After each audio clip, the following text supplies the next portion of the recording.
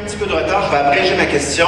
Qu'est-ce que vous comptez faire, vous, si vous êtes élu, pour favoriser un bon développement économique et social des communautés autochtones, en tenant compte des revendications territoriales de ces communautés-là? Monsieur Jonathan Genet-Jourdain. Maintenant, pour ceux qui ont lu les différents communiqués qui émanent de mon parti depuis le début, je vais travailler, moi je suis issu de la communauté de Ouachak, ma mère est québécoise, mon père est inou, et je vais travailler à la revitalisation des rapports qui s'exercent entre les acteurs du territoire. Il faut comprendre qu'il y a 50 ans, les Québécois, autant que les Inuits, partageaient le même territoire et il y avait beaucoup de Québécois qui parlaient en Inuit. Et ça s'est perdu avec l'avenue massive des gens ici sur la Côte-Nord et des entreprises, et les gens ont pris une distance. Et on ne sont plus enterrés dans les mêmes cimetières qu'auparavant. On voyait que tout le monde était dans les mêmes endroits. Maintenant, il va falloir que les rapports soient...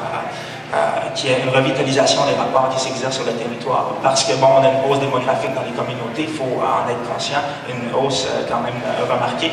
Et il y a de très fortes chances qu'il y ait une forte représentation aborigène ici sur le territoire dans les 30 prochaines années.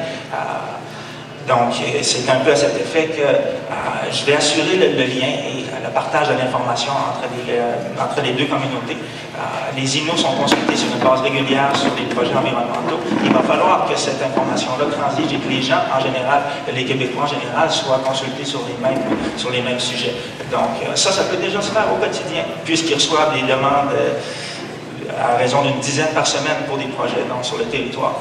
L'idéal serait bien entendu que tout le monde soit au parfum de cette information-là et puisse se positionner.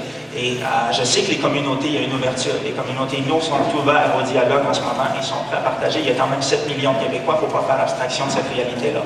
Et donc, le climat est propice aux échanges à l'heure actuelle. Et si on remarque aussi, simplement, le cégep, c'est un microcosme, c'est une micro-société ici. Il y a de plus en plus d'Inuits. À l'époque où moi, il y a une dizaine d'années, quand j'étais étudiant ici, il n'y en avait pas autant. Et maintenant, il y a une plus grande représentativité. C'est dans le cours normal des choses.